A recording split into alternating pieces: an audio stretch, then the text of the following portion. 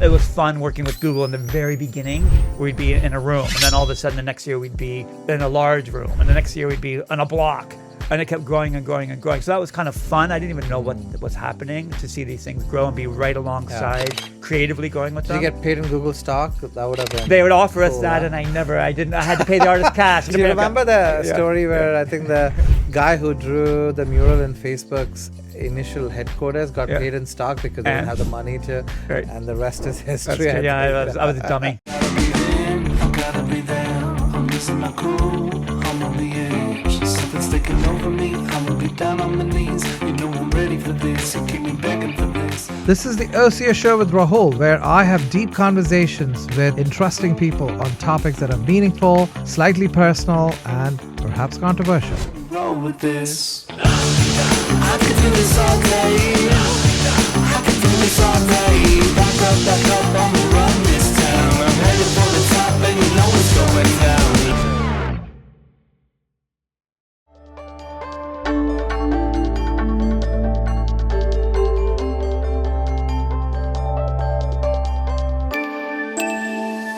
Welcome to our sixth episode of the Ocio Show with Rahul. We have Gregangelo Herrera with me today. Welcome, Greg, to the show. You are an artist and you have a home that's a piece of art. Where did it all start? Like, were you born an artist? Yeah, I think I could probably, yes, I was definitely born an artist. And I can probably speak for anybody who I know who's an artist because I work with artists collaboratively. I was definitely born an artist. My earliest memories are, get me out of here. I want to be walking. I want to be running. I want to be flying. I want to be making something. And that's still how I am. And I was in your waiting room earlier, like, I can't sit here to write a song, and I ran, and I'll come back when I'm ready. I just sort of, the restless minds needs expression. And I've always grew up in San Francisco in the 60s and 70s. I always had a freedom of expression, and I keep going.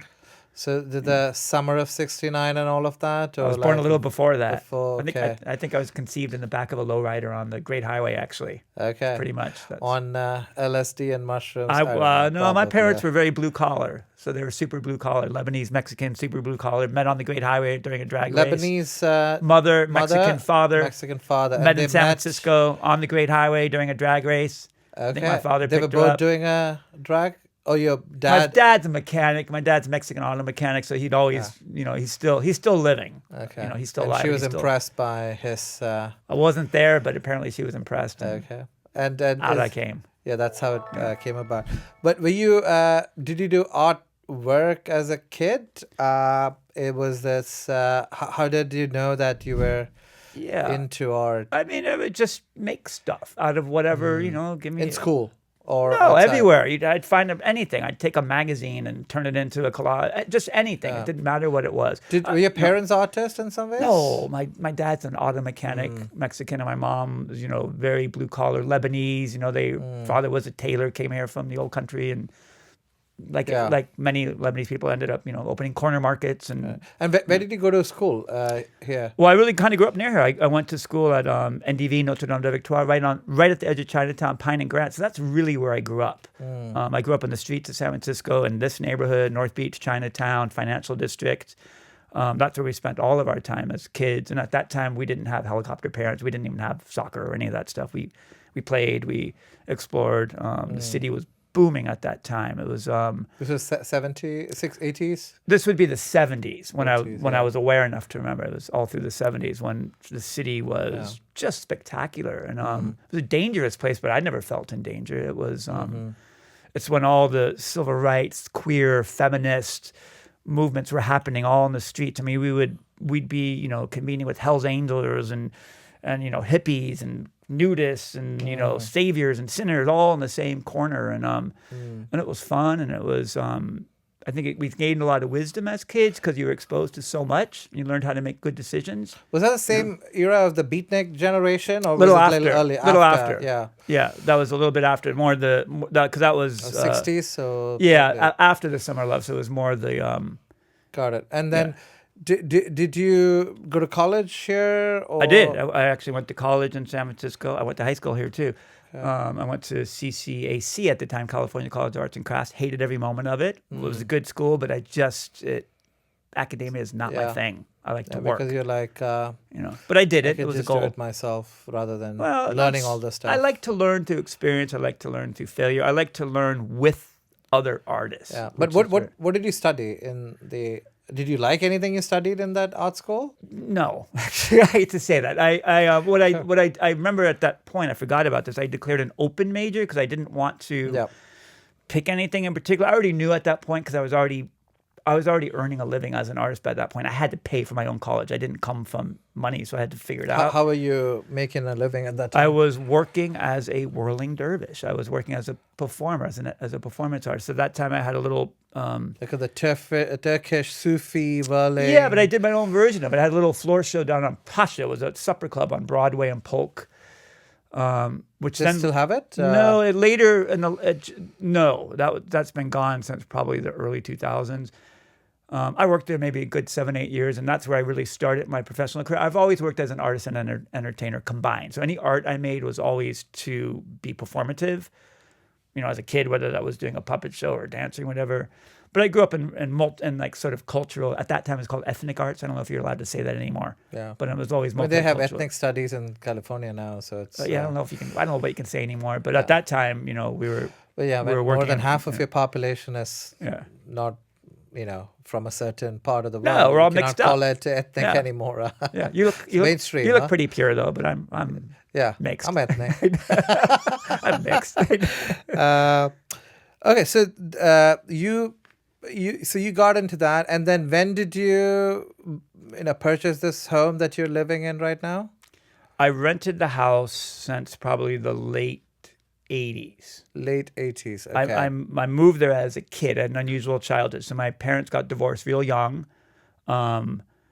My mother's very much a downtown lady. She bought the house. She lived there for about 6 months and hated that neighborhood, couldn't stand it, and moved back downtown to California Street where she lived and died there.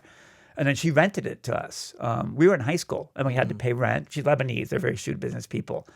And by the time I was... We as in, this is you and your... Me and my brothers and sisters. There were 4 of us at the time. One of my sisters moved to Egypt soon afterwards. So there were 3 of us. And then one of my sisters got pregnant. So then there was 4 of us again soon. So we kind of we had a lot of love in our life and a lot of guidance and never And felt... your dad didn't live with you at that time? No, he kind of checked out at that time. We've always maintained a very good relationship.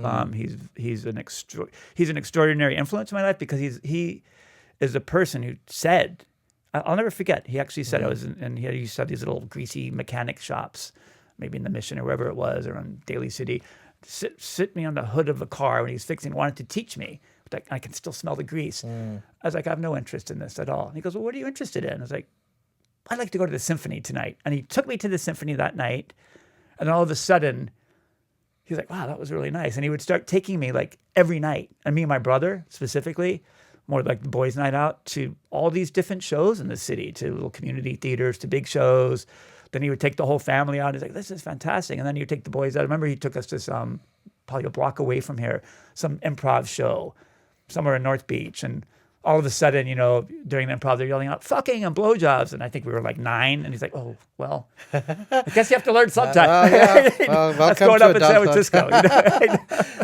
And so even though they were separated, he was still a constant presence in your I life. didn't see him for, as we separate, we're in college and getting our careers and stuff. I wasn't very close But you with didn't him. live with him? No, never lived with him. So it's just the kids who lived in the house? Yeah, it was like the Charlie Brown gang, and we lived there, and we wow. took care of it. We had to maintain it. We had to work, which was great. So got a great work ethic and learned how to take care of property, and it was, I'm still learning, but And then it was fun. I bought it eventually. So by the time, I think maybe a few years after college, I had saved and earned enough, and I bought it, and I was working really hard at that time.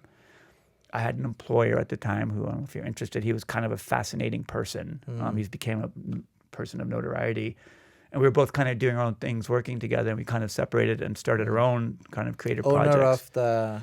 You mean the employer, I was working for a small business. We were silk screening sweatshirts and selling them. So we were doing some form of art and selling. They're really tacky sweatshirts. We're selling at Fisherman's Wharf, but it was a friend who I met through another friend. His name was Tommy Wiseau, and he's gone on to become this person who apparently made the world's worst film called The Room. And at the time, we were working together, and he was quite an entrepreneur, and he really was my mentor and showed me through experience of how to run a business, like really how to run a business, because that's what I had to learn as an artist, because you can't make a living just Well, we'll being give an artist, a shout out on the show notes to Tony on this. He's a pretty cool dude, because he's gone on to some And then is incredible he still challenges. around and doing stuff? Or You know what I learned from this guy? What you learn as an artist is you get your ass kicked. Every day is reject. Every day you're rejected, and you got to get back up and figure it out and make yourself valuable and sell somehow, whatever it is, a show. ABC, always be closing on Every day you got to do something that's relevant and cutting edge or desirable by somebody. He made a film that was incredibly undesirable, and he turned that film into an occult classic. And while he was doing that, I had nothing to do with that film. I was building a circus company called Velocity Circus, which actually started becoming really successful because we were latching on. We were right in the beginning of the whole tech boom in San Francisco. So we found a niche that was unexpected, and we were making money, and I was able to buy the house. But this man was able to like really teach me like what are the nuts and bolts of running a business? How do you do it? What do you invest? Blah blah blah. You know, because as an artist, you never have a lot of money. You know. And then you still had your siblings live with you when you bought the house?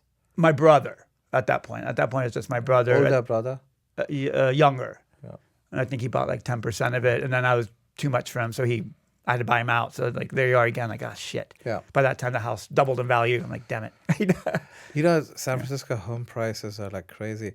I'm even like very surprised to ask you, how much did you buy this house? Well, no, it's for? fine. I think it's cool. When I bought it in 90, whatever it was, I paid $485,000, which was a ton of money at the time. At that time, yeah. Because it was a a ton of money. fixer-upper dump. It wasn't a nice place, but that was the market value. And so I got it exactly at 45. It took everything I could to figure out how to do that deal. And I did it. And then by the time I think it doubled within 6 months because it was right during that .com boom. So when I brought my brother out there, it goes, now how much is it worth?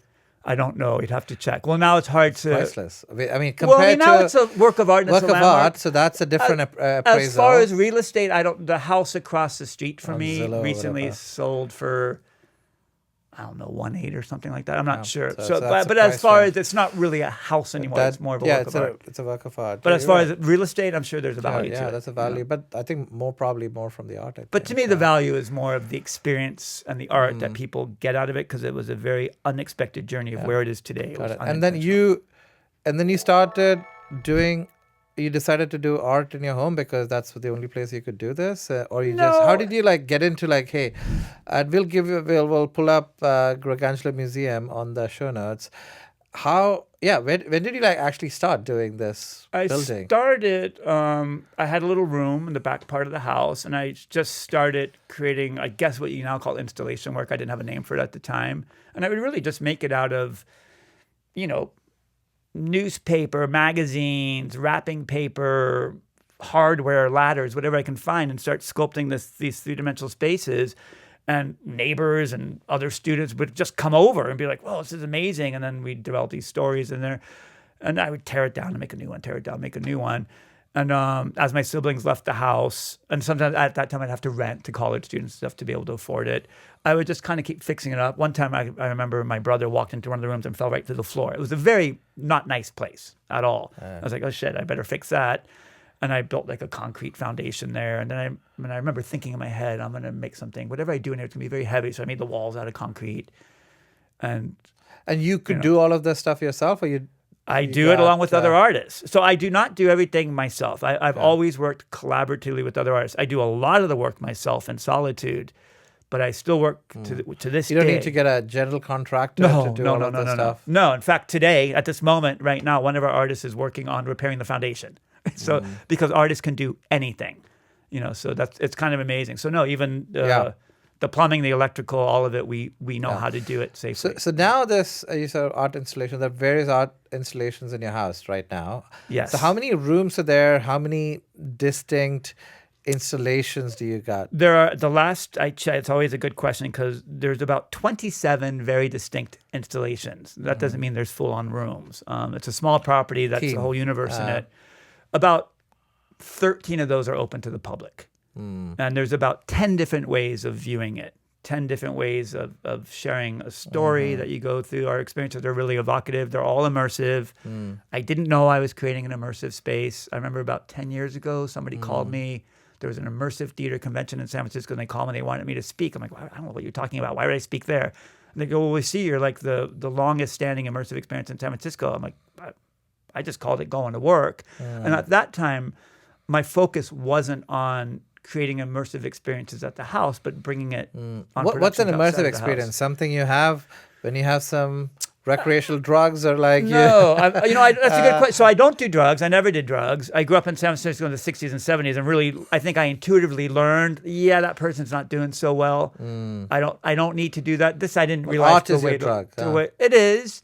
I huff a lot of glue and paint in the process. So, but there is an extraordinary, your endorphins, even talking about it, I get very excited. Your creativity it is, all your endorphins are just flying all the time. It's a high like no other to me, because I'm always really in free flow, and I try to encourage, mentor through through my own way of working. All the artists who I work with a lot of young artists to this day. I always worked with young artists when I was young, but I continue to work with young artists as I age. And these immersive experiences, they think of your various art installation as immersive. And they basically, the experiences themselves take you on these little mini odysseys. They're journeys. Like we have one called The Riddle of the Sphinx, which takes you on a journey from your personal birth to your death. It takes you on a whole journey, and you're going through, 7 or 8 installations as you go that are, the art's really sort of asking you questions or posing questions, telling a little bit of story, then posing questions. So the immersion really comes from your stories being told. And through doing it, there's a bunch of them. Another one called Into the Rabbit Hole, where you're going from light to dark into light again. It's like, what is it when you bring into the world is sort of the journey. But they're really fun. They're full of humor. They're emotional. And when you think about these art installations, do you generally make them and then make a story out of it? Or is the story first and the then stories come later? The stories come sometimes Later. 20 years later. Sometimes, and now there's artists working there that are pulling stories from the art that I would have never even known were there. Like we have one right now that works so much. She goes, I want to do everything in the black, totally dark, because the house is so spectacular. And she's been collecting dolls that were owned by children who had passed away young. So she figures their spirits in it. So she created a whole experience, kind of paranormal, very evocative, where you come into the house with the flashlight. It's totally dark, and you're playing. You're literally playing. She created all these activations where you're playing, and it's weird with these dolls and children who have died. And then you're learning about the kids and the stories of the dolls, where they're from, how did they get there, and then it's pulling out your own stories while you're playing, and then it starts getting kind of serious, where it becomes kind of paranormal. Then you're like, as you're playing, all of a sudden, as you move deeper into this thing, because it's spatially the house, you don't know where you are in it. So as you're moving through it, spatially, they created one room where there's just too many dolls in it. And all these stories start emerging. That's one you're intentionally creating as a... Another artist is intentionally creating it, that. but using the exact same space, the exact same art to pull these stories. Like for the Day of the Dead, we were like literally walking into Day of the Dead altars, for the dolls. During Halloween, we were just sort of walking into, this sort of haunted house. During Christmas, we're walking into kind of a toy box. Is there some space that is unmade, or is it all done? No, nothing's ever done. No, there's 16 artists working on it at this moment. No, there's nothing's ever done. There's one tiny space that I haven't actually done anything with yet. No one would ever see it. And when I get to it, I'll get to it. These installations sometimes take 7, 8, 10 years to complete. And then we have to repair them, fix them, change them, make them, update them, whatever it is. If there's some cool new technology. So there's living quarters in that. Yeah, so I have a living quarters that's upstairs. So I kind of live. I'm like the shopkeeper, and I live above it. Yeah. And that's filled with art as well, or is that like? It has the most interesting art, in fact, and it's the one that's not open to the public. You have to be invited by me personally to go there. It probably has the most fascinating. It's kind of my personal art lab. So I love working with scientists. and technology, which because I don't really, I understand science more than I understand technology. So it's really fun to have a vision and then work with other people to figure out like how do we bring it to life. And sometimes the technology isn't there to do it yet. And do you guest room your house to people, like in the sense like an Airbnb No, stuff? No, Okay, no, so but it's I've guessed through it, going through it all day long, every day. But not for as an immersive. I want to spend. They don't get to stay there. I'm like, thanks for weekend. coming, thanks for leaving. Yeah, no, they don't. No, I don't need. I no, that I don't So do. that's your. So it's I a have museum. no privacy. So the last thing I want is, and I entertain people all day long, and I love it. But the last thing I want is, Somebody staying over. no, I don't need that. Yeah. And what has been your inspirations for these arts? Is it all various different inspiration? Because I do see a lot of, I would say, Middle Eastern, Phoenician, like a little bit of Turkish, sort of. You see a lot of that Pharaoh Egyptian sort of influences. You see a lot of Middle Eastern, Far Eastern, Near Eastern, Lebanese sort of. All over the board with that. I usually get it wrong because I like to do stuff by memory. So I'll kind of not really be historically accurate. So I always say I'm doing historical fiction in there. Yeah. But then the fiction becomes very true because the stories that emerge are these truths from people who, people come in as couples who've been married for 53 years and they learn stuff about each other they didn't even know. So it's really quite provocative and evocative that way. But a lot of the art itself, the aesthetics, a lot of it comes from multi-cultures. There's a lot of Hispanic influences. There's some. I have a permanent Day of the Dead altar that we're always working on. So that's a very Mexican side of me that I do because I am half Mexican. We cook there. Sharing meals is a big deal. Every Thursday, I open the house to not just for guests but for artists to feed them. And then there's an experience around the meal that people can buy as well. That's more of a behind-the-scenes thing where they get to break bread with artists, meet them, see the makers in action. But so it's endless kind of influences. I did something. I had an intern who was an illustrator in San Francisco, and she wanted to do a mosaic. So I knocked out part of a ceiling and discovered there was a pyramid there. And I had to go to France for something at that point. I remember being in the Paris Opera House. And I looked up and I was like, oh, this is what a great work of art this was. I do a thing with myself. I won't photograph it. I won't draw it. I just want to remember it. So when I got back, I was very inspired by this thing. And I drew something out. I was like, let's make it. And it took her maybe a year to make it. And then a couple of years later, I went back to that opera house and I looked for the thing. And it was nothing even remotely close. Okay. Like so at all. Like not even anything remotely close in comparison, but the feeling of it maybe was. So it's very. So I like to go by the feelings, and I like to teach the artists we all have a million influences. We don't need to be, looking. we don't have to have a look photo. Within. You don't have to look at. No, a I was photo like, look within. this. You have all these experiences already, and sometimes when you really look within, that's my way of doing it. It's very childish, actually. It's super childish, like just kind of I don't know. It's imaginary. And then through doing it, you create works that I think everybody's imagination can identify with, whether they recognize something from their own culture or whatever. I think it's well, it's your own version of impressionism because it's your impression of whatever your influences and inspirations were that led you to do this particular piece. I never thought about it much, but it's really for the public. Like ultimately, it's like we want people. So who are some of the other artists you admire? I know you have a lot of artistry in like you well-known artists or less well-known that you personally look for and scour their art and the artists I admire most are the ones who I work with, and I'm very lucky. I mean, right now somebody asked me a few months ago, like, what's your medium? I'm like, oh my god, there's so many. And I kind of looked around, like the artists are my medium right now, because that's really what I'm doing. We are so collaborating that we're working on top of each other, literally. Sometimes we're painting on top of someone else's painting, or mosaicing over top of some, whatever it is. And I admire them because they're, I've learned through my life, it's all they can really do with their life. And you have to be incredibly brave to take this leap of faith, to be an artist in this culture, in this economy. We are utterly, completely have no value to anybody, but we're highly revered. So how do we find the balance between value and being revered? Well, that's kind of my job to do that. And it's turned me into a fierce person. I used to be the shy, quiet guy. But you have to be fierce and loving and kind and benevolent and figure it out. How do we, we get calls to this day. There's somebody answering our phones right now there, or emails or whatever, direct messaging, where everybody wants it for free. They think we're just doing it for fun.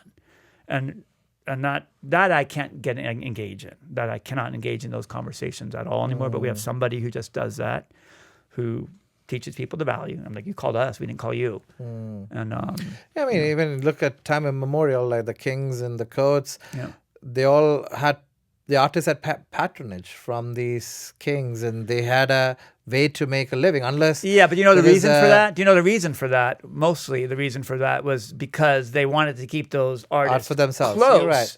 but not just for themselves, but they didn't want. There was a way of having kind of those court gestures where they don't want, but it's a bridge. They're bridging the gap. The same way I used to do a ton of corporate events. You're bridging this gaping chasm between us and them, and I'm like, well, I'm really more of a us person. So, to me, let's do that because that can create a real rift. Look what's happening in our culture right now. There's a total us and them thing. And our work is meant to be, let's bring them together. Let's celebrate our commonalities.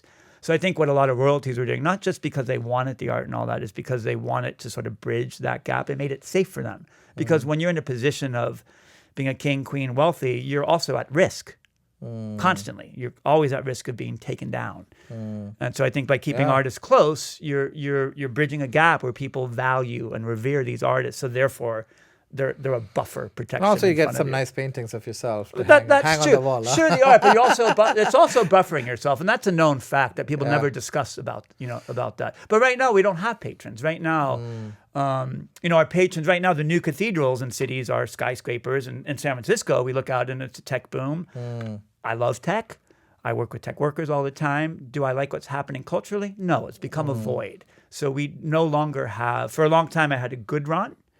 Sort of bridging that gap, and then suddenly it was really, the culture of the corporate world became so restricted. It used to be in the early days, they wanted the culture of San Francisco. They would have event creators that would bring us in, and you'd get street performers and theater performers all working together. And then there became sort of its own genre that we would start creating for events, using the technology and kind of trying to speak the language and bridging it, and it was fun. Now it's a chasm as black as this wall behind us, where the event entertainers now are no different than a flower arrangement. Because now they have event It's an add-on. planners. Yeah. That's nothing. You're a flower arrangement. Don't engage, no emotion, don't be evocative. So the event planners are just HR police right now. They're doing nothing. They can make the room look beautiful, set a great table, hire the best of everybody, but there's no emotional thing, which has been great for our business. So I got canceled by that culture completely because the work we do is too uplifting. Yeah. And now we have corporate people in droves coming to us to do team building, to do just coming for fun, for dates, to dance naked, to do whatever the fuck they can't do anywhere. They can do here at our place because it's free and it's safe and it elevates you. Yeah, and I also believe that at some point with AI and all of the left brain stuff being commoditized, tech will look for the next frontier in these arts because without. Sure, AI can make art, but I think you're still looking at a world where you need inspiration to make the next tech, if I may, or you need something beyond what the machines can do, and that would, in my opinion, create a reckoning. I mean, I think it's a matter of time on the value of some of these. AI is a great tool for artists too. I use AI for a tool all the time. In fact, when AI first came out, not when it first came out, when AI was getting super controversial in the arts, there was the big writer strike going on. And I was like, well, I didn't know much about it. So I brought somebody in to our studio and said, you have 1 hour to give us a demonstration. And not only a demonstration, everyone has to apply it. The costume designer has to apply it. The writer has to apply it. The musician, everyone has to apply it. And then that day it's a great tool. And now we all adapted to use it as a tool. We don't use it to make art. We use it to help or, something. So it's great. But I think the miracle that people are seeing in the type of work that I do, which is becoming rare, is that we're actually makers. We're actually crafting things. We can look at a pile of mud and turn it into a masterpiece. We can look at twigs falling from a tree that's decaying and turn it into a sculpture. And people are enamored with it. It's. I mean, sometimes I do the simplest thing. I built this little thing. It's just a pulley system, like an old clothesline that has some sculptures on it that tell you a story where one character is coming and one's leaving. And people are absolutely enamored by this silly little mechanical thing that most people would be hanging their dirty laundry on. Yeah.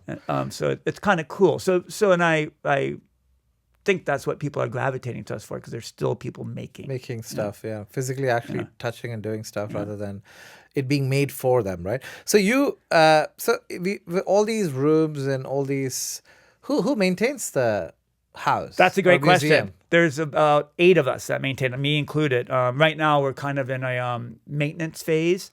So we're kind of going through the whole thing and just really kind of refurbishing, fixing, plumbing, electrical, foundation. And in doing so, we have to move a lot of art installations. We have to take some down and put them back. So it's the artists themselves who maintain it. So we do all of it. So the artists its own who economy, make some of the stuff, they are responsible to maintain their not art. necessarily the artist who made it, isn't it? But it might be somebody else. Another artist might. None of us love maintaining. Yeah, but you have to do it. So right now we're kind of in a maintenance phase. And I'm driving everybody crazy, but even while we're maintaining, we're creating new works. Got it. So. Well, your museum was not shy of controversy, and you have now converted your house to a San Francisco landmark. I didn't do it. Well, San Francisco did it recently. Yeah. Congrats. Thanks. Was that easy? No. Becoming a landmark was, number one, I'll say it was something that was never on my mind. I never thought I was building something that would become notoriety. Our greatest success was that no one's ever heard of it. So every day we get people through, like, I've never heard of it. And that seems to be our greatest marketing. It's like, oh, it's discovering something new. Like, landmark is a big deal. Like, what is that? The Nob Hill Church? That's a landmark, right? Well, when I asked, what does it mean? I mean, I'll go back in story. When I asked, what does this mean? They're like, like Golden Gate Bridge, Coit Tower, Gregangelo Museum. I'm like, what? I don't understand.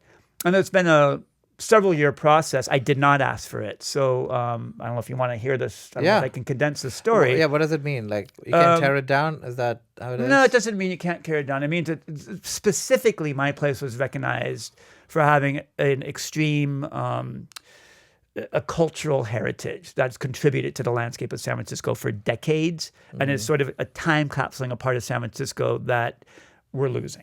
So, and it wasn't my intention. I didn't know that, because I keep moving forward. It's not a time capsule. We're always moving forward. I mean, today the artists are moving forward with whatever's topical, whatever's new. I've trained everybody now, with all this rift we're seeing in our culture. Our thing now is to only celebrate what we have in common. We don't need to discuss politics, none of it. We're just going to keep bridging people together. It doesn't, whatever their religions, their cultures, their creeds, their indoctrinations is really what we're seeing now. Their information, it doesn't matter.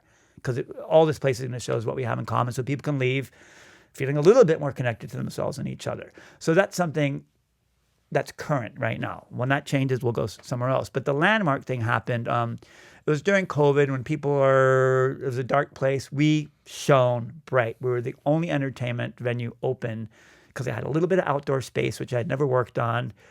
The city started giving some permission, saying you can work outside as an entertainer, because we couldn't work for a while. If you work, outdoors 6 feet apart in pods, whatever. So I started, at that point, I was staying with our creative director at a ranch in Sonoma, and I saw these moss-colored stones. I was like, can I bring some of those stones to our home?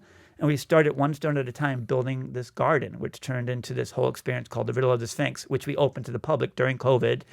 And we had lines down the block. Well, this disturbed some people in the neighborhood who were not neighbors. Our neighbors were giving me their easements, their driveways, their garages, because we had about 40 artists working, and my neighbors were miracles. They were giving us materials, feeding us, and it was amazing to see these 40 young artists from every institute in the city you can imagine, from ACT to the Palace of Fine Arts to the Young Museum, Exploratorium. All these workers were coming, and we were collaboratively building this stuff together. It was out of control. And it was amazing. And we were. I thought, well, maybe we can do 5 experiences a night. We ended up doing 25 experiences a night because there was a hunger for people to get out, and people were always leaving, crying and laughing, and because it was a dark time. Well, during that time, I guess it was brewing. A few men in my neighborhood I've never met, I didn't know, knew nothing about them, don't even live near me, had some vendetta to shut me down. It was like you ever seen the Best Little Whorehouse in Texas? We're like, we're gonna shut it down. That's the only thing I can popular culture. And I was like, oh my God, these people started trying to shut me down. I didn't know what to do. We were doing great work. supporting arts and culture and a people were coming to us from all over the place to have these experiences because they could. And then they started weaponizing these laws against me, which I didn't. There was an awning on my house that I repaired. I get this thing that, from the city, that some statement saying, I don't know, you're doing all this illegal work there. Somebody filed it. And I noticed it came from our HOA.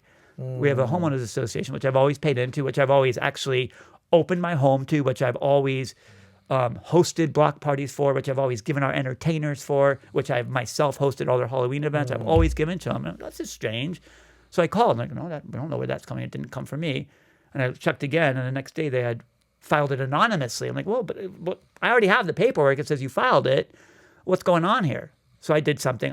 My art is always a social experiment. That's what I do. It's all social experimentation. So I did the worst social experiment of my life. I joined the board. Joining an HOA for me is like, so I don't know anything about this. And I learned the law. I worked with a lawyer. I learned the law. I did all this stuff, and it was It was actually physically painful.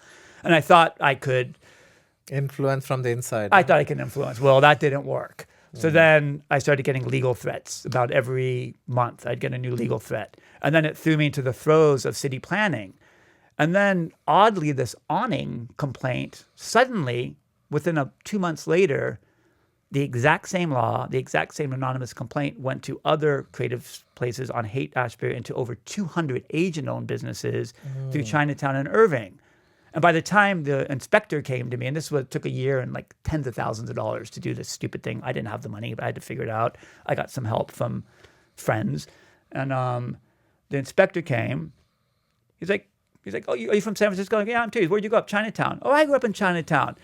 The Chinese man, he looked at me, he looked at the awning, he looked at me again, he goes, I thought this was only happening to my people. They're only, targeting the Chinese people. I'm like, well, apparently they target Tamar's Jews, and I know who it is. He's like, it doesn't matter, man. He signed off. That was the beginning of it. So then I decided, forget this stuff. I'm going to host a block party. Get the neighborhood together. It was Chinese New Year's. I'm hosting. I get the dragons. I host a block party. 150 people show up. I'm like, I'm going to invite our supervisor Myrna Melga. I'd never met her. She shows up with their staff that night. And I was like, how wonderful. I was like, I didn't know you were going to come. You have 150 people here. Let me give you the floor. You have your constituencies right here. Why don't you talk a little bit? In that moment, she's a lovely person, by the way. And that's my first time meeting her. She presents me with this certificate of honor for my cultural achievements in the city. Totally shocked. It kind of embarrassed me, to tell you the truth, because I wasn't there to honor myself. I was there to just bring the neighborhood together. And she did that. I'm like, oh, wow. I wasn't expecting this. Pretty cool. And then she kind of would come over for these lunches I host and kind of interested. And then she wanted our crew to build her a float for the Pride Parade because she's a biker. We built her a thing with the Sutro Tower on it. And then she appointed me to one of her committees that decides there's some extra money. I forget what the exact words right now. She appointed me to a committee that says you'll be one of 10 people who kind of decides where this extra money goes into community projects. The committee themselves decides where, and I want you to decide. I'm like, okay. So I started kind of getting involved.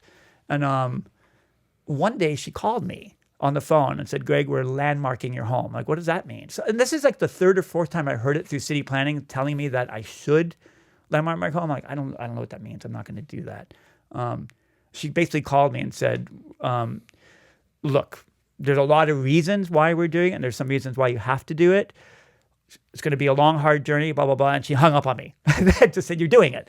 And it has been a long, hard journey. And we got through it. And there's been, I think, 4 or 5 public hearings. We've had hundreds of letters of support. We've had haters show up. We've had all kinds of people show up. But ultimately, it got landmarked. It got unanimously passed by, I think, Historic Preservation, 3 different committees, the mayor, the city attorney, all this stuff. So it was a big accomplishment. I still don't quite know what it means, to tell you the truth. But we got recognized as this cultural institute with a conditional use, which means that we get to keep doing our work. We get to keep progressing it forward. We get to keep building the art, not the structure. I was never going to build a structure anyway. So now it's going to be San Francisco's newest entertainment and theatrical venue after all that. So through these haters, the silver lining was exactly what they didn't want. All's well that ends well. Yeah, but it was some work, so whatever. So what do I do? Send them flowers? But I still get the threats. I'm like, hey guys, just stop already. Just stop. I'm a neighbor. I'm going to be a good neighbor. Just stop. It's petty. So it's harmful.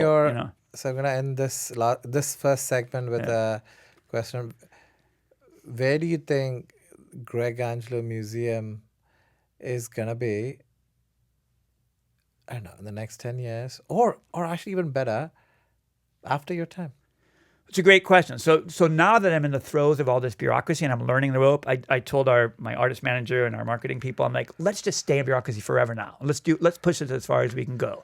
So now it's a landmark. Now it becomes a theatrical venue. Then it's going to become a legacy business in San Francisco, which shows again that we've given to the culture and again sealed us. And then somebody said, let's bring it to National Endowment for the Arts, where we really start protecting this place. And not on just a right now we don't know what's going to happen with our federal government. I don't think there's any talk of art in there at all. But just to preserve it so that it does live through perpetuity, serving the function to keep provoking the public as well as creating an economy for local artists. Because our artists come from all over the world to be in San Francisco. I meet them really organically. I don't audition them. I have interns. There's every level you can imagine there from every continent.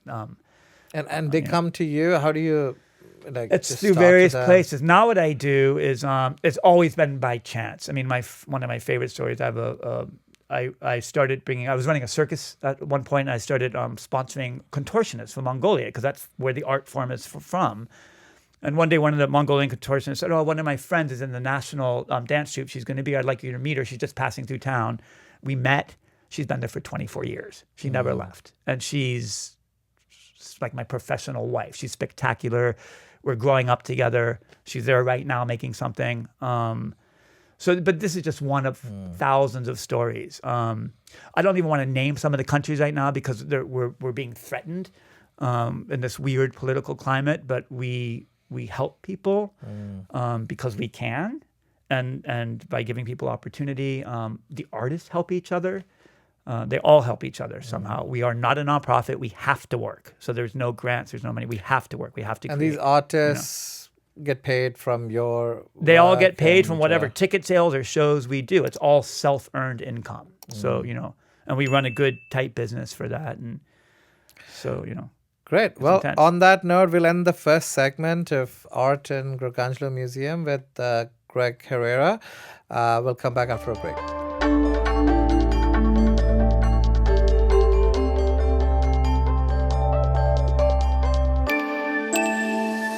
Well, welcome to the second section of our conversation with Gregangelo Herrera today. So, circus and performance art. And looks like you started Velocity Entertainment back in the day for helping tech companies host events. And so is that... I didn't start it for tech companies. I started as a performing solo artist and being a whirling dervish. It's like this apparently I didn't know I was a magnet for attracting other artists. It wasn't, it wasn't a magnet for my sex life, that's for sure. But it was a magnet for attracting other artists. And, it was this weird kind of novelty act that I was doing that was sort of uprooted from the Sufi culture. I'm a mystical person, but I'm not of any practice really. I think we're all mystical beings, so I just sort of practice let's just connect. And from that, I decided one day I wanted to take my act into the air. At that time, Cirque du Soleil came on the scene. I'm like, oh, that'd be kind of cool. Let me take my act to there. And I went to the San Francisco School of Circus Arts, and there I formed a circus. Everyone kept coming to me like I was some leader, which I wasn't. So I formed a circus we produced shows for the public. And then from that, we started getting kind of handpicked to do these sort of corporate events. And we had to figure out how to do that because they weren't going to sit and watch a show. So then we had to start figuring out how to do these sort of immersive environments where they can walk through them and these things would happen here and there. And was all of that always connected to your house? We ran we called it Circus Headquarters. So the house was always the headquarters. I didn't have some office somewhere. So we ran it from there, and then we'd always be kind of labbing. We'd be labbing work there. And then I had a large studio in West Oakland at the time where we would actually rehearse. Now that studio's moved to Colma area. We have a very small studio still. But we would kind of workshop in the house, and then we'd kind of mock up installations, which is how a lot of the work happened. And then we'd had to learn really good contract writing. And luckily some of our clients were like Warner Brothers, and we'd get to talk to their entertainment attorneys, and they would help us with this contract writing. So we were lucked out by having clients that were in the entertainment business. So it grew very organically. So I started as a small circus company. So the entertainment circus and your your home sort of intersected. Always in intersecting. the Yeah, Temple of always Art, kind of intersected. The house wasn't a priority at that time like it is now. so that you, of course, you got funding to build a house through the Through earning it. entertainment business. The funding came through earning it. We actually Got it. earned it. So that was very empowering. And then we'd use that to produce shows. Yeah. You know? What for the entertainment circus business or venture? What are the major performances you've done? Well, some of the major performances we've done were ones that we self-produced. I mean, we've done a lot of major performances for large corporations, which are memorable and fun.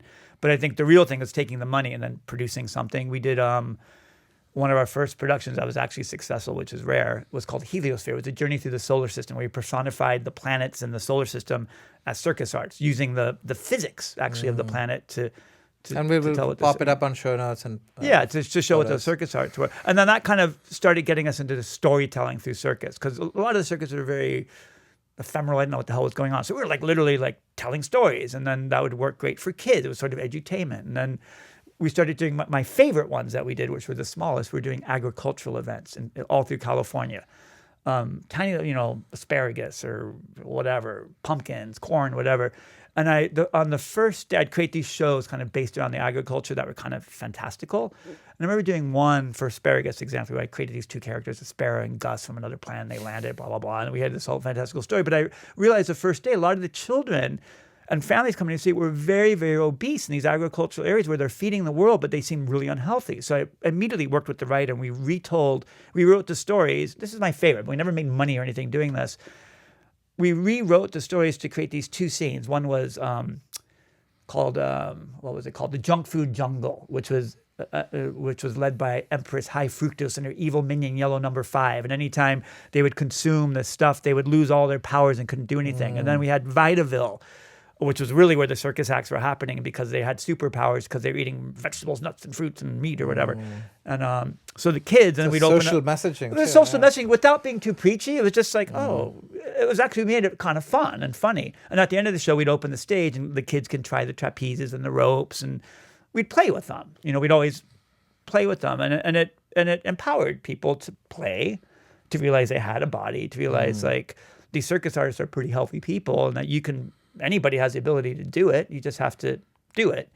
So those are sort of my favorite. I think good health is one of the most important things that every human has, and it's something we all want. That's something we all share in common for sure. So those are my favorites, going from these large productions to these small productions. And some of the, I guess you've done some major tech conferences or events. I've done so many, I couldn't even, thousands actually. There's thousands of them. My favorite ones, it was fun working with Google in the very beginning, where we'd be in a room, and then all of a sudden the next year we'd be in a large room, and the next year we'd be on a block. And it kept growing and growing and growing. So that was kind of fun. I didn't even know what was happening, to see these things grow and be right alongside, creatively going with them. Did you get paid in Google stock? That would have been. They would offer us that, and I didn't. I had to pay the artist cash. I'm like, I don't know what that means. I need to pay. Do you remember the story where I think the guy who drew the mural in Facebook's initial headquarters got paid in stock because they didn't have the money to, and the rest is history. I was a dummy. Just I had to pay so many artists, because I was never the solo. I always had to pay a team of artists. I was like, I got to pay them. So where do you find these artists or recruit them for these entertainment performances? Every Thursday at 1 p.m. at my home, I open the house to artists from anywhere, and they just kind of find us because I've been around long enough that people know, if you're going to come to San Francisco, you need to come to this place. So we break bread together, and that's how I meet them. Sometimes they stay for a month, sometimes they stay for 20 years, sometimes it's like they stay in your house? No, they'll stay in San Francisco. But they would come work with you? Work with us. And right now everything's changed. But in those days when it was really, really, there was a lot of fat, and there was a lot of work for pretty much any artist who came. If they were of extraordinary ability, we would be able to not just find work for them, to craft work for them. So a lot of the house was created by creating work for artists. You know what I mean? Like, it wasn't out of need. We didn't need it. And, so if they make something for your house or the museum, they're spending a lot of time and effort in that. And do they get to tell a story around it when there's Yeah, tours, or how do they make money? It's a good off story. Of it, So or... all the visual artists in the house are also performing artists. They're all performing artists. But to make a living, I just kind of created work for them. So some of them do create work around the house, but before the house was there, we would do shows. We crafted shows and experiences and installations. We would do large installations that you'd walk through. That's similar to what we do in the house now, but we were doing them offsite. We'd build big tents or put them through buildings or wineries, wherever they were. And it was the money that we're getting through doing the corporate entertainment and the events that was funding all of this. So we never had funders. We just earned it. Yeah. You know. What's the day in the life of a performer in your troupe, or the core? It changes. Ones. I mean, every day I got to wake my ass up early, and I stretch, and I still whirl every morning. I'm not performing that a lot these days. Once in a while I do, but I kind of whirl. I put out good intent. I set up all the different studios with projects for every artist that day that's coming, and that can be performing artists, that can be visual artists, it can be scientists, it can be anything. Then we also have a marketing team that has their own artists, so that I have to kind of, that I'm not skilled in, but I have to learn about it every day and figure out, who do we want to branch out to today? Who, what artists are we presenting? What shows are we presenting? And how do we get into that niche thing? So it's a lot every day. And then there's the maintenance, which is very physical, which I like doing. Actually, I like doing the physical work. So three aspects. And the marketing is all the business side of the... Business side, social media, box office, promotions, doing festivals on the streets to get out there. And who are the major patrons of your sort of art? I mean, both it's changed drastically. So right now it's tickets. It's just individual people that are buying tickets right now. For the home tours. For the home tours, and then it's nonprofits. Got it. That have said, but it's very, very sad. We get calls. We got a call yesterday. We get calls from corporations that are like, we don't want to pay you. So I'm like, what are you supposed to say to that? And what do they want you to do? Things that have taken us a lifetime to do. Okay. But they don't value it at all, and they tell us that. So I don't answer the phones. Usually the guy tells me what I do. I mean, I would say 2 words: fuck you, fuck off, because you're not. What are you doing to help? It's very, very sad right now. But why would anybody make a call of like, hey, hiring an... it happens every day. They wouldn't do this for hiring a caterer, right? No, they don't do it for hiring anybody. It happens every day to us. And they're telling you. Some of them are telling us, we're billionaires. We own this football team. We own this. And we want you to... so it's a privilege for you to go... How is it a privilege? Show up in I don't get involved in the conversation, but I have to figure out, how do we turn this conversation into... No, I could see... value, I don't know. Like, it's I'm thinking if you're getting invited to Mar-a-Lago at Trump's resort or something. No, thank you. Yeah. And then there's like a bunch of influential people and you're performing for free. Can I tell you where that gets you? Nowhere. It gets you absolutely... You think I haven't done that as a young artist before? You think I haven't gone through this experience? When I was 15, I was working and I'd get those calls. You know where it took you? Nowhere. You got 100 other calls. Oh, give it to me for free. I see. It gets you absolutely nowhere. So that's somewhere I have to train the artists, because they got they're tempted by this. It gets you nowhere. Yeah, because Zero. once you do it, then they're like, oh, you did it for my friend. It's the oldest. Do it for me. It's the oldest basic ass bitch Trick, rule in the book. Like no, just no. Is all you have to say is no. And and then that's for your house, the tickets, and for the Velocity, you still have shows? Yeah, so Velocity Circus grew into more of a production company where we started producing full experiences, like from everything from. And how often do you do that? That kind of shows? It's very, very rare these days. We're maybe doing 1 or 2 a quarter for mostly nonprofits. It's all nonprofit. We don't do any corporate work. I would love to do corporate work again, but they don't want to pay. But the nonprofits have budgets. So with the nonprofits, we've learned how to increase their revenue by cutting out all of the fat of silent auctions and really letting them focus on don't use your resources. Give us some. We'll do it sort of lean. And we just developed this way of doing just to fund a need, where everybody knows. Everyone knows when you go to a nonprofit event, including me, I'm going to give something. I know how much I can give. We don't need to go through all the rigmarole of auctions and this and that. We just do an ask. So what we've done, we've developed, and this is with our creative director, who's brilliant at this. That's why he's our creative director, because he was once a client, and I saw how he did this, and we started working. Our stars collided, and we worked together, where we create these experiences that are absolutely uplifting for people. There's everything every human can ever want to celebrate is right at your fingertips. there's never any talk of money. And at one point, after dinner, after everyone's connected, after the arc of the experience is kind of winding down, we do a 15-minute fund a need. And this is where I saw our creative director, Marcelo, do this. Typically, I've done these shows for years. They're shit shows. It's all novices, whatever. It's just what it is because people are trying. It takes hours, 2.5 hours. It's people are leaving. By the time the curtain opens, we're performing to their faces and their plate or the back of their head leaving. This guy in 15 minutes raised $600,000 for a tiny organization that served immigrants in Sonoma County. And I'd never seen anything like it. And so that became the model for how we do stuff now. Not everybody goes with it, but maybe they have a couple of. Sometimes there might be an item that works for whatever the organization. So this is still doing. an auction, or is this? It's just it's just an ask for money. So in 15 minutes, we can do a fast ask for money. Where usually auctions, you have 3 or 4 people bidding against stuff, and everyone's alienate it. So it's a way we develop a way that every single person in that room is going to give to the organization that they're there for, from the press table that's there for free to the billionaire that already knew I can give, $500,000 or whatever to this. So from $500,000 down to $200 or $100, everyone in the room is giving. We find people that can match the lower donor so that we double or triple or quadruple it. And it's been a way of keeping things really uplifting, really exciting, getting the messages of these places out, raising money without wearing people out and not taking the resources. That's kind of been our niche, Doing it. So we talked about the artists, where they come from. Where do you source your materials for your shows and home stuff? All these, That's a good question, Rahul. So of course, the only materials I really still source these days are we do a lot of textile work. So our fabrics I kind of have to source.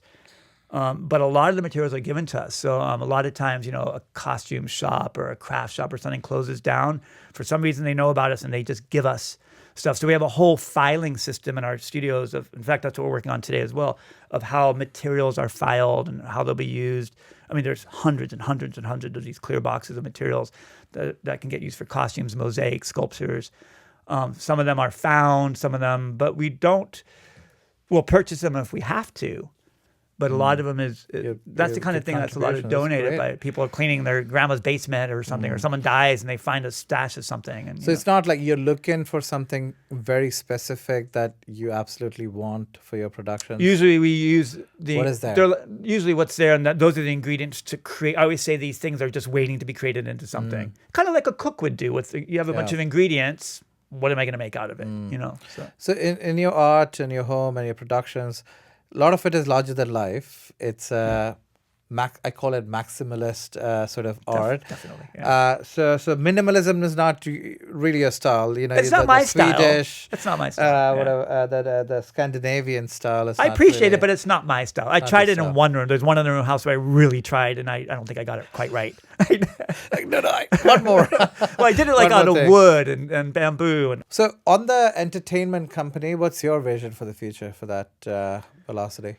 For Velocity, I'm a little bit unclear what the future is right now because it's been bleak, and I'm very much about riding the wave of whatever comes to you, and I know everything has a purpose and intent. So right now, I'm really focusing on the museum, which is really a museum to every guest who, honestly, it has my name on it, but it's really, I always joke with people, for you it'd be the Rahul Angelo Museum. Add Angelo to it, and it's a homage to you. It's a homage to every guest. So I'm really focusing there, and there's multi-layers there, doing our daily tours, doing small events. What I've been noticing, there's a lot of young people want sober events now, not because they're alcoholics, just because they don't really care. So that's been kind of a fun niche that's just sort of happening. Producing shows for outside artists, and then producing shows for our crew of artists. So those are kind of the 4 tiers that we're doing there. And then Velocity, I'm not exactly sure what to do with it now. I'd like to continue on a nonprofit thing. I have no hopes of the corporate sector all of a sudden becoming, liberated and wanting freedom within there. So I'm not banking on it. I don't want to be their flower arrangement. I want the artists to always be able to connect with people in a way that's meaningful and purposeful. Will we take the money? Sure, but it's got it. But we have to be allowed. There's some guardrails around it. There has to be allowed to be able to connect with somebody in some way, because that's what everybody wants and needs at this state in our history. Well, on that note, we'll end the second segment, Greg. We'll come back after a break for the third. Okay. Thank you.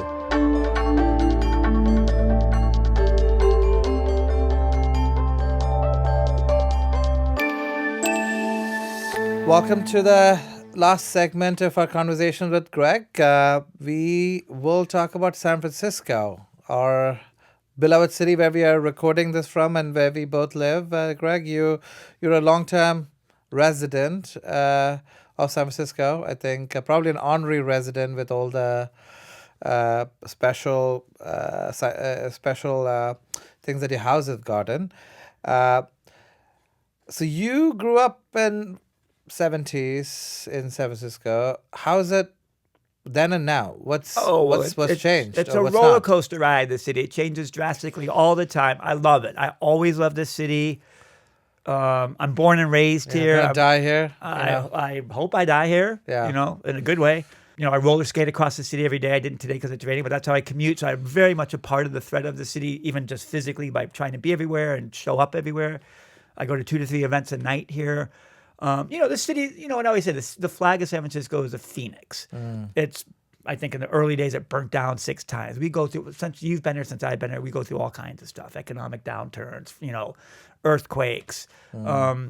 We keep renewing. Right now, it's. I would not say the city's bleak at all. There's a lot of bad press about it. I think the neighborhood has the city's shifted, where all of our neighborhoods are all these little communities and villages right now that are just thriving, and our tourist areas have sort of failed right now. But that will change. Union Square, Fisherman's Wharf, some areas that tourists go to. At my job, in fact, as sort of a San Francisco cultural ambassador and having an attraction in the city is to kind of show people for now how to navigate the city safely. Because people are going into shock when they go into an area that's been blighted. That's happening all over the West Coast, not just San Francisco. There are small pockets that are blighted. Hopefully that'll be fixed. Our newest sculpture, I can't always help going back to the Gregangelo's name, is we're building a phoenix egg that's going to be in front of the house.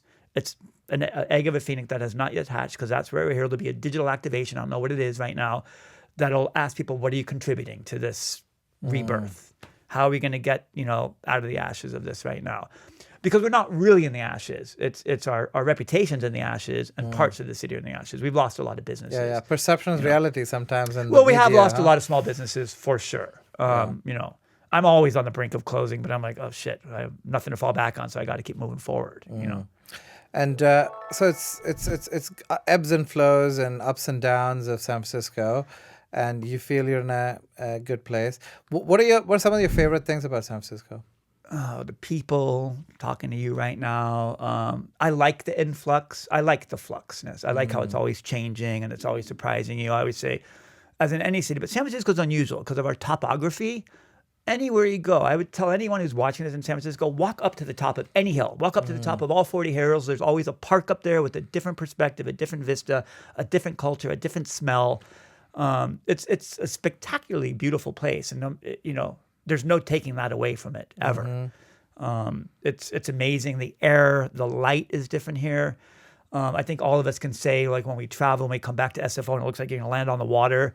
There's something about the quality of light and the air, and there's a feeling here from that great Pacific Ocean that we're on. It's a bizarre place of microclimates, and so when you've been around the country or around the world, have you been to places that sort of compares in some ways?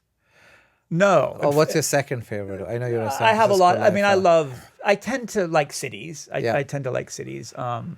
I just did a trip to London where I was exploring all the in-house museums there. It was just a spontaneous thing. I just decided to go, and I was thinking, because I guess now we're landmarked and now we're legitimately this museum, which we were never legit before. Learned some few things. So I learned, and I went, and I actually remember at one point after the 7th one I saw, I sent like a group text to all the artists. I'm like, you guys, we're on to something here. You guys are doing something that I'm probably one of the most international city on steroids in the world that's super progressive and with arts and stuff. And you guys are doing something that's utterly, totally, completely different than what I'm experiencing. And I'm enjoying what I'm experiencing, but it's uniquely San Francisco.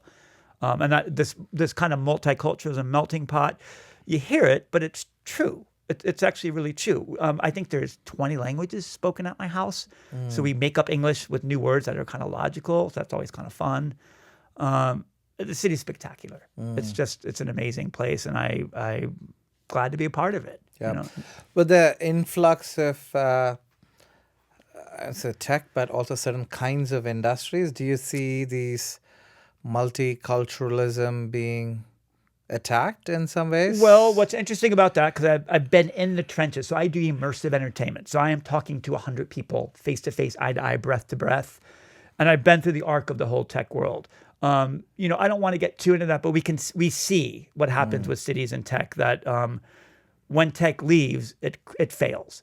They're kind of insular worlds, insular culture. I know there's many people of different cultures in tech. What I noticed was that all of a sudden they become homogenized. That's been my personal experience of doing immersive entertainment, because I'm in the trenches with people. Whereas, in the beginning, I would have a conversation with 100 people. It would always be different. Now you have a conversation with 100 people. It's exactly the same. I'm like, how did this... Copy, paste. I'm like, guys, how did this happen? Come on. So what I started doing is They need more of them, and they have to make it factory Well, it just produced. got crazy. So I still to this day, it's different though now. I started hosting these creative salons at my house, combining tech people and workers, and it was for free. It was the only thing I ever do for free, because I have to make a living. And it was just to kind of explore creativity and hear people's stories. And you'd hear the most magnificent stories from people coming from different countries and their parents and their culture and their food and sometimes they'd pick up the violin that they hadn't picked up for 5 years, and it sounded horrible, but they were doing it. So and I still do that one. I'm going to trying to do that again monthly, where it's just sort of invited guests. So I invite and they can bring a friend, and it's just a place to explore creativity. One story I have from that, it just reminded me. I had one guy, I think he was working for one of the rideshare companies. It was a big one, and every time he'd come, he sort of became a regular. He's probably in his 20s. I was like, oh my God, man, you are such an art heart. You are such an artist. It's amazing. And how incredible it is that you're doing like coding all day long, whatever you're doing. And one day he came to me and said, my company's going public. I'm going to be a millionaire tomorrow. I'm like, that's incredible. That's amazing. He goes, no, it's not. I'm like, it is. So what are you going to do? He goes, I quit. I'm like, what? He goes, well, you always told me I'm an artist, so I quit. And I'm going to go be an artist. I'm like, don't listen to me. I'm a fucking idiot. Take your goddamn money and do what you need to do with it. You're good at on both sectors. You can have a foot in both worlds, no problem. But he quit. This guy quit. And I'm like, oh my gosh. And about a year later, he came back to me, traveled, and he discovered that he was great in woodworking. He started carving these totems, and he found his craft in doing that. And he came back, and I remember being on BART, shoulder to shoulder, not even looking at each other, just talking on the way to our grimy West Oakland studio. I was like, well, what did you really learn from your odyssey here? And he goes, I just learned that life is just what you do every day. And I kind of looked at him, like, can you say that again? It was such a simple thing. Yeah. But you realize that most people aren't doing what they want to do every day. And that's the beauty, that's the richness of being an artist. That's what I tell the artists every day. You are the richest people I know. You're already rewarded for most of your inner stuff. Yes, the outer stuff, you need to still have sustenance. It sounds like a cliche, but it's not. But I always tell the artists, you're the richest people I know. Look at these billionaire clients. They're miserable. They're buying your art, because they don't have something. They're miserable. They're all like, look, they're all, I mean, I've had some of them, literally, some well-known people, I won't say, come up to me, and they treat us like I'm a pimp and that they're whores. I like to take that one, and that one home. I'm like, I'm not. That's not how, we're not. You're not for sale. No, we're not for sale like that. That's not what we... No. But whatever. But that's the perspective, again, of being utterly undervalued. And I have to learn how to not be angry with it, but turn it around in that moment to be like, to elevate, the stature of the artist that, no, these are not, because they're beautiful and they're entertaining. They're not your sex objects or whatever. They can be sensual. That's fine. Who doesn't love sensuality? But it's interesting. But even if you value yourself more, your art will be valued more as well. On the other hand, too, right? With these folks as well. That's always this ever. So we talked about things you love. What are things you don't really dig about San Francisco? What don't I dig about San Francisco? Then or now? I totally dig San Francisco, but I don't dig. I don't dig. Hate is a strong word, but I like the word dig. But I don't dig the aftermath that would happen with our corporate culture, because I was really, like I said, I was in there. I was trying to bridge the gap, and then we were just shit on. We were canceled. We were shit on, and ousted. So I don't dig that, because I really do get off on connecting people. That's my excitement. But I can do it myself. Because the corporates wanted you to come and just do a show, be in your corner, and not really do much. Didn't used to be that way. Now it's that way. Now they just want you to. Now it's contained. You're gonna be the dress with the champagne on it, or the stilts that are not allowed to talk. I don't know. They have with the costumes made in China that have mirrors on it that light up. I don't know. It's nothing anymore. There's nothing evocative about it. You're just there's set standards. I want I don't know how Give to me do two it. of those tall men, and Yeah, I'll take whatever. those, Exactly. It's just nothing. It's just an order list. I've never worked by. I've always worked by. Let's talk. Let's get to know each other. Let's get inspired. Let's create something. I like creating new things every time for somebody, but we're not allowed anymore. They don't want it to be about you. They want it to be about them. They don't want it to be about them. They just want safe. It's just you're just a decoration, and I don't know how to do that. It's they've lost touch with humankind is a word we don't hear anymore. So I rather than humanity, I like to use the word humankind, and I will never stop. So now they're welcome to me, and they're coming in droves. I'm like, come over, And another thing people say is, San Francisco is going to dogs with all the homelessness and opioid crisis, open air opioid markets and all that. Is that a part of San Francisco that you love? That's a national crisis. We're seeing it in the city as well, but that is a national crisis. We can't blame that on San Francisco. I think because of San Francisco's, I'm liberal, but I'm not an idiot. I still care for people. There's not one day when I skate across the city that I don't look at somebody and call 911. I've seen dead bodies. I've seen people walking over dead bodies. I always stop. Sometimes I say, you probably got 100 other calls. So here's what I hate about the city. One time I did call, so you probably got 100 calls. I'm in right downtown. There's people walking over this guy, and he's dead. It's not just strung out. And he's like, no, you're the first call, sir. And I stood there, and I wait for the coroner to come, and I watched. Not one person. Everyone became so calloused. I'm no good deed doer. I'm just care. That's it. People are just, and I think because people have their rose-colored glasses on so deep because there's so much of it that people have to disconnect from it. You have to. You can't help everybody. You can't go to work every day and be breakdown. I get it. I don't think I can help anybody, honestly, but you can exercise care by caring. You don't have to do anything even. Just care. Sometimes there's a little thing, I don't know, just calling 911, I don't know, get the coroner here, it's a public health hazard. It's very simple, yeah. Or someone's bleeding out on the bus, go to the muni guy driver and say something, but people just ignore everything now. And that's part of the culture I don't like, because everyone has the power to do something. It doesn't mean they're going to solve anything or get themselves in danger. With the new elections and new government, do you see some of these changing, or with our new what are we talking about? Local government, local governments, and with our new mayor Daniel Lurie. So I made a point at the Gregangelo team to host every single mayor, supervisor, and I even hosted Senator Wiener at the house. I hosted everybody at the house so the artists can interact and learn and feel empowered to vote. Senator Wiener actually said something when I always asked at the end casually, so tell the artists why they should vote. Senator Wiener said, well, on a local level, sometimes these initiatives are getting only 50 votes, 50. So 2 people might be pushing it over the edge. So your voice is powerful. That actually kind of alarmed me that sometimes it's that few people making decisions. So I'd say get the fuck up and stop complaining and be part of the system and vote. You have a power to do stuff. So everyone wants to complain and does nothing about it. Yeah. And that just showed me. So vote, get up and at least vote. And don't just trash everybody. So it's also self-inflicted. If people are not getting involved in the system that's supposed to govern, you have to somehow get involved. I'm not political. I'm an artist. I'm on the other side of the spectrum, but I still get involved because I care. And so that's kind of a campaign I've been doing now for everybody. Is like, just get involved on the local government. I believe Daniel Lurie, our new mayor, that's his biggest task. He's already in the trenches with his nonprofit doing stuff like that. I don't know how successful it's been. I liked him as a person when I met him. He was very candid. Who's going to live up to their promises? I don't know. He's not a politician. It's a huge problem. I don't think any one person can handle it. We'll see. What other than the homelessness, opioid crisis, what else would you like to see changed in San Francisco? I would like to see a resurgence of small businesses, whatever that means. With young people, I like to see the city, and it's already starting to happen because I've been in the trenches with the city now, to see more incentives for people to open businesses again, and whatever that means. Right now we're seeing services more open. It's more kind of medical or tax things, or things that aren't really contributing to the culture of the city. They're contributing to the service of the city, which we need. So I'd love to see more of that. We're in a different culture now. We're in a culture of Amazon and all this. So it'll be new, whatever it is. But maybe it's AI gaming places where people can go and get together and just keep pushing it forward. I don't know exactly what that looks like. I know that my place now being rezoned it's a big deal. because now I didn't know I was operating illegally all these years because I had a business license. But, I'm glad that I'm contributing to something that people can come do together in the physical and leave, maybe making a new friend or getting a divorce or self-realizing something or whatever. So I'd like to see, more businesses opening again. Small businesses. Yeah. What's your favorite art installations and museums in San Francisco?